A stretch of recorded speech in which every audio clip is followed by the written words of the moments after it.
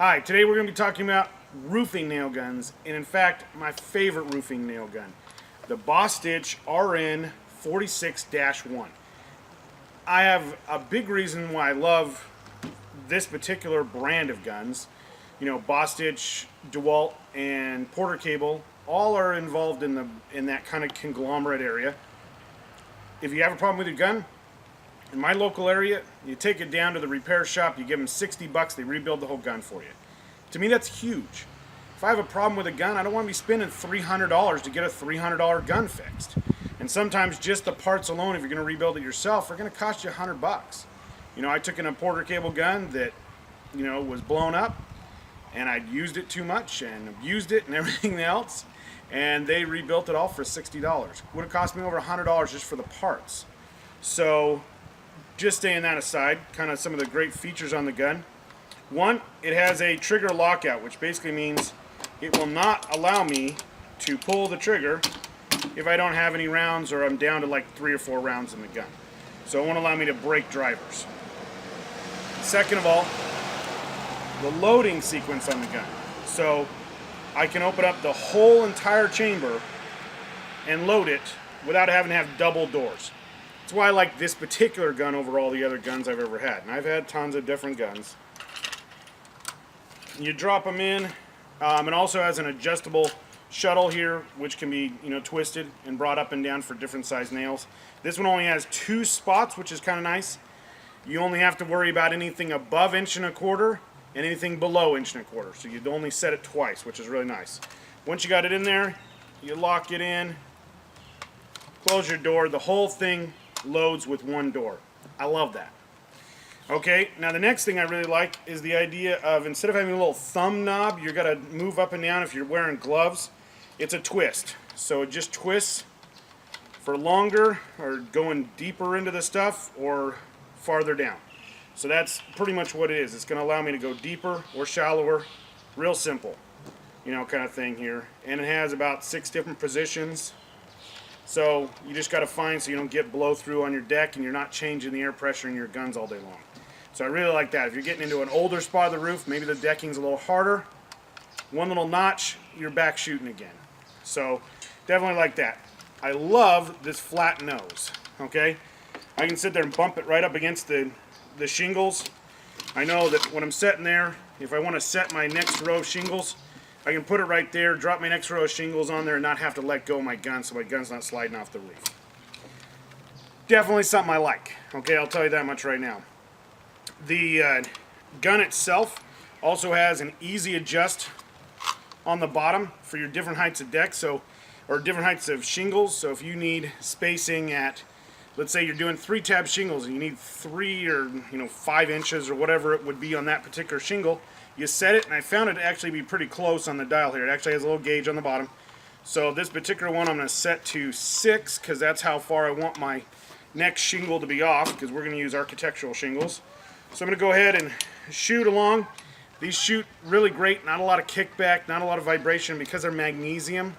About 4 pounds and 6 ounces. So something to think about here. So we're going to go ahead. You know, and if I feel that that's not driving them deep enough, I just go ahead, take it back a notch, and we go ahead and set our next row. Now normally, instead of measuring, I like to use the gun as my measurement for my next row. So I'm going to go ahead, set my shingles, and like I said, what I like is that flat tip, so that I can just bump it up against there, and I know exactly what my offset is when I'm doing my steps. The other thing is, like I said, is nice, is that I can sit here and I can go here, and I can set it for my nail placement if nail placement's more important to you. This particular shingle has a little spot that allows me to be able to see it, so it's not a big deal here. I'm going to go ahead, you know, knock her through, throw up my next shingle for my step, and go ahead and slide it in. I know exactly it's going to be 6 inches every time.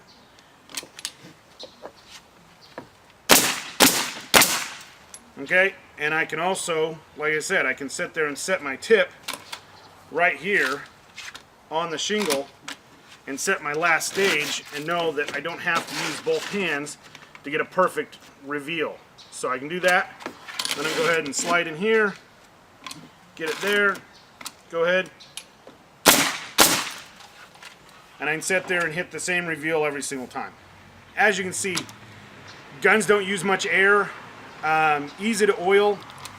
They run all day long. I don't have any problems with them. They are only one direction ejection, which is out the front. That doesn't really bother me because I most of the time have the gun facing away from me. Some of the guns have the adjustable exhaust on top. I've never seen that as a problem besides dropping and breaking. So definitely think about that. It does have dual bumpers on both sides, meaning a rubber bumper on top and bottom, so when it's on the roof, it tends not to slide. And it's on both sides. So top and bottom both replaceable, easy to fix.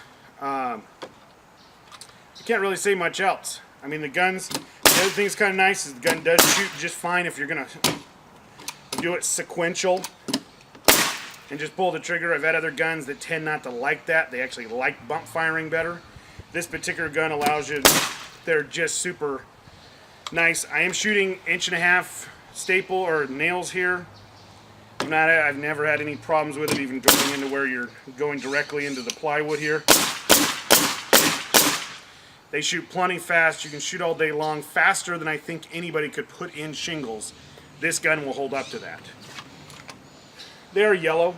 Makes them easy to find when you drop them off in the bushes. You know, I can't say enough good things about it. It's simple. It's easy. The one problem I would like them to fix, if they were to fix anything, is this bottom rail here where your measurer is. If they made that out of metal, I would like that. And I've seen some of the guns that are clear on top. I tend to see those break a lot, but I do like the fact where you've got a nice open chamber here so you can see if you're running out of nails, see if everything's working. I run my guns right around the 100 PSI range. They tend to run all the way down to about 75. So if you need them to run lower, just set them lower and they'll work just fine. So like, share, and leave comments at the bottom. I haven't seen a lot of videos on this, so if you guys leave comments and want to know a little bit more about it, something I left out about it, definitely hit me up. I see them going for anywhere from about the $350-ish range to about $300. And you can get them used right around the, let the car go by, right around the $150 to $200 range for fairly new guns. So something to think about if you're going to buy something used. It's always a give me, but like I said, they do back them up really well, and they take care of you if you have